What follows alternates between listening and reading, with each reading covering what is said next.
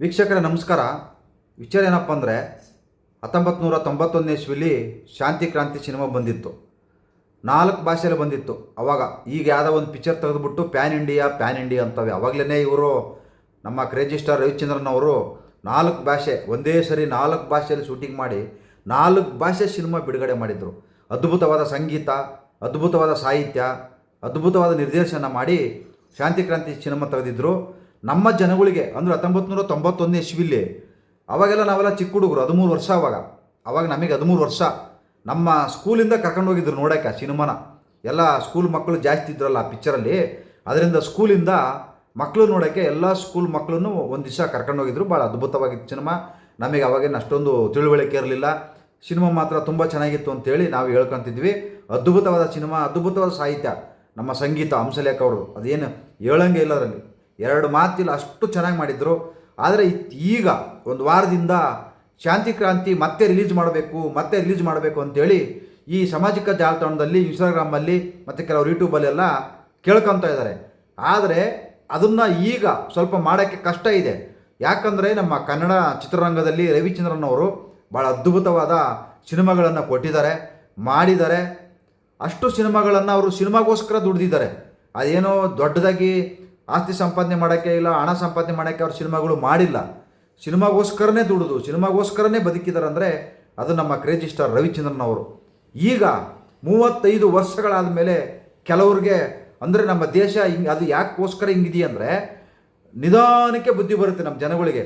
ಚಿಕ್ಕವರಿದ್ದಾಗ ತಿಳುವಳಿಕೆ ಇದ್ದಾಗ ಅವಾಗೆಲ್ಲ ಏನು ಒಳ್ಳೇದು ಯೋಚನೆ ಮಾಡಲ್ಲ, ಬರೀ ಒಂಥರ ಹುಡುಗಾಟ ಆಡ್ಕೊಂಡು ಈಗ 35 ವರ್ಷ ಆದಮೇಲೆ ನಮಗೆ ತಿಳುವಳಿಕೆ ಬಂದಿದೆಯಂದರೆ ಅದಕ್ಕೋಸ್ಕರ ನಮ್ಮ ದೇಶ ಈ ರೀತಿ ಇರೋದು ಅಂತ ಇದು ನನ್ನ ಅನಿಸಿಕೆ.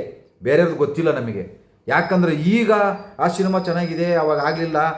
ಈಗ ಆ ಸಿನಿಮಾ ಮಾಡಬೇಕಪ್ಪ ಅಂದರೆ, ಮತ್ತೆ ರಿಲೀಸ್ ಮಾಡಬೇಕಪ್ಪ ಅಂದರೆ ಸುಮಾರು 2-3 ಕೋಟಿ ಖರ್ಚು ಮಾಡಬೇಕು ರವಿಚಂದ್ರನ್ ಅವರು. ಪಾಪ ಅವ್ರ ಹತ್ರ ದುಡ್ಡಿಲ್ಲ. ಇವಾಗ ಮನೆಯೂ ಮಾರ್ಕೊಂಡಿದ್ದಾರೆ, ಬೇರೆ ಕಡೆ ಎಲ್ಲ ಮನೆ ತಗೊಂಡಿದ್ದಾರೆ. ತುಂಬ ಕಷ್ಟ ಇದೆ.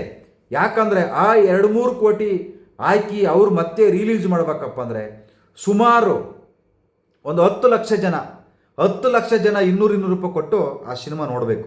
ಆವಾಗ ಅವರಿಗೆ ಮತ್ತೆ ಸ್ವಲ್ಪ ಲಾಭ ಬರುತ್ತೆ.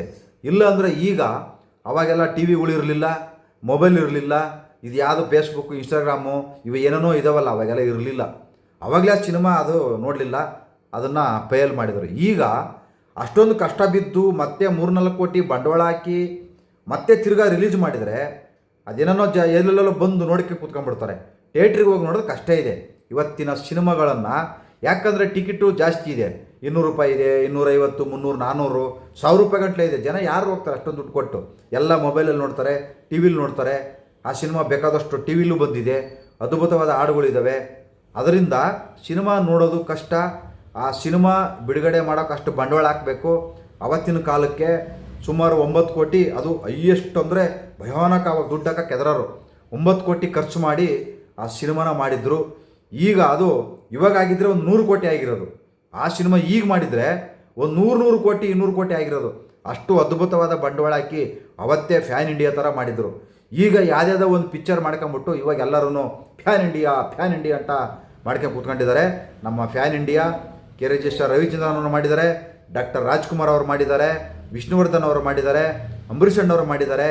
ಇವ್ರ ಕಾಲಕ್ಕೆ ಎಲ್ಲ ಹೊಂಟೋಯ್ತು. ಇನ್ನು ಇವಾಗ ಬರ್ತಕ್ಕಂಥ ಹೀರೋಗಳು ಒಂದು ಜವಾಬ್ದಾರಿ ಇಲ್ಲ, ಒಂದು ಒಳ್ಳೆ ಕಥೆ ಇಲ್ಲ, ಒಂದು ಒಳ್ಳೆ ನಿರ್ದೇಶನ ಇಲ್ಲ, ಒಂದು ಒಳ್ಳೆ ಸಾಹಿತ್ಯ ಇಲ್ಲ, ಸಂಗೀತ ಇಲ್ಲ.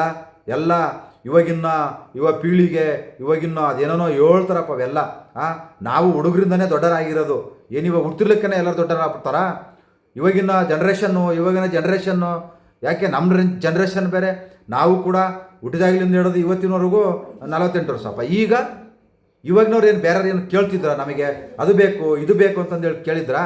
ಅದೆಲ್ಲ ಇವರೇ ತಲೆ ಉಳ ಬಿಟ್ಕೊಂಡು ಇವಾಗ ಇವ್ರು ಹಿಂಗೆ ಕೇಳ್ತಾರಂತ ಇವ್ರು ಕೇಳಂಗೆ ಮಾಡಿ ಸಿನಿಮಾಗಳನ್ನು ಓಡ್ದಾಗ ಮಾಡಿಟ್ಟಿದ್ದಾರೆ. ಆದರೆ ಆ ಸಿನಿಮಾ ಬಂದರೆ ನಾವಂತೂ ಖಂಡಿತ ನೋಡ್ತೀವಿ. ಆದರೆ ರವಿಚಂದ್ರನ್ ಸಾರ್ ಅವರು ಅದು ರಿಲೀಸ್ ಮಾಡೋದು, ಯಾಕಂದ್ರೆ ಅವ್ರ ಹತ್ರ ಯಾರಾದರೂ ನಿರ್ಮಾಪಕರು ಬೇರೆಯವರು ಇಲ್ಲ. ನಾವೆಲ್ಲ ಹೇಳ್ತಾ ಇದ್ದೀವಲ್ಲ, ಎಲ್ಲರೂ ಸೋಷಿಯಲ್ ಮೀಡಿಯಾದಲ್ಲಿ ಎಲ್ಲರೂ ಬೇಕಾದ್ರೆ ಒಂದು 1000 ರೂಪಾಯಿ ಕೊಟ್ಟರೆ ಅವರಿಗೆ ದುಡ್ಡಾಗುತ್ತೆ. ಎಲ್ಲರೂ ನಾವು ರಿಲೀಸ್ ಮಾಡಬೇಕಂತ ಹೇಳ್ತಾ ಇದ್ದೀರಲ್ಲ, ಎಲ್ಲರೂ 1,000 ಕೊಡಬೇಕು. ಆವಾಗ ಅದಕ್ಕೆ ದುಡ್ಡು ಬರುತ್ತೆ. ಯಾಕಂದರೆ ಸಹಾಯ ಮಾಡಲೇಬೇಕು ಅವರಿಗೆ. ಸಿನಿಮಾ ರಿಲೀಸ್ ಮಾಡಬೇಕಪ್ಪ ಅಂದರೆ, ಇಲ್ಲಾಂದರೆ ಅವ್ರು ಒಬ್ಬರ ಕೈಯಲ್ಲಿ ಮಾಡೋಕ್ಕಾಗಲ್ಲ ಇವಾಗ. ಯಾಕಂದರೆ ಅಷ್ಟೊಂದು ದುಡ್ಡು ಅವ್ರ ಹತ್ರ ಇಲ್ಲ ಇವಾಗ. ಯಾಕಂದರೆ ಇವತ್ತಿನ ಸಿನಿಮಾಗಳು ಕೂಡ ಓಡ್ತಾ ಇಲ್ಲ, ಲಾಭನೂ ಬರ್ತಾ ಇಲ್ಲ. ಅದರಿಂದ ಅದು ಬಿಡುಗಡೆ ಆದಮೇಲೆ ಮತ್ತೆ ಅದು ಲಾಭ ಬರುತ್ತೆ ಅನ್ನೋದು ಅದು ಕನಸು ಕೂಡ ಕಾಣೋಕ್ಕಾಗಲ್ಲ. ಅಂಥ ಪರಿಸ್ಥಿತಿ ಇವತ್ತಿನ ಜನ್ರೇಷನಲ್ಲಿದೆ, ಜನರಲ್ಲಿದೆ. ಯಾಕಂದರೆ ಸಿನಿಮಾಗಳಲ್ಲಿ ಈಗ ಬರ್ತಕ್ಕಂಥ ಸಿನಿಮಾಗಳು ಅದರಲ್ಲೂ ಏನಾರು ಅಂದರೆ ಕಂಡುಹಿಡಿತಾರೆ, ಜಾತಿಗಳು ಧರ್ಮಗಳು ಎಲ್ಲ ಒಟ್ಟಿಗೆ ಕುಣಿದು ತಕ್ಕಂತ ಕುಣಿದಾಡ್ತಾ ಇದ್ದಾವೆ. ಅದರಿಂದ ಆ ಸಿನಿಮಾ ಬಂದರೆ ನೋಡೋದು ಕಷ್ಟ ಇದೆ, ಆದರೆ ನಮಗೂ ಬಂದು ನೋಡೋಕೆ ಆಸೆ ಇದೆ. ನೋಡ್ತೀವಿ. ಅವಾಗ 13 ವರ್ಷ, ಈಗ 48 ವರ್ಷ ನೋಡಿ. ಈಗಲೂ ಖುಷಿ ಪಡ್ತೀವಿ, ಅವಾಗಲೂ ಖುಷಿ ಪಟ್ಟಿದ್ವಿ. ನಮಸ್ಕಾರ. ಜೈ ಹಿಂದ್, ಜೈ ಕರ್ನಾಟಕ ಮಾತೆ. ಕನ್ನಡ ಉಳಿಸಿ, ಕನ್ನಡ ಬೆಳೆಸಿ. ಇಷ್ಟು ಹೇಳಿ ನನ್ನ ಮಾತು ಮುಗಿಸ್ತಾ ಇದ್ದೀನಿ. ನಮಸ್ಕಾರ.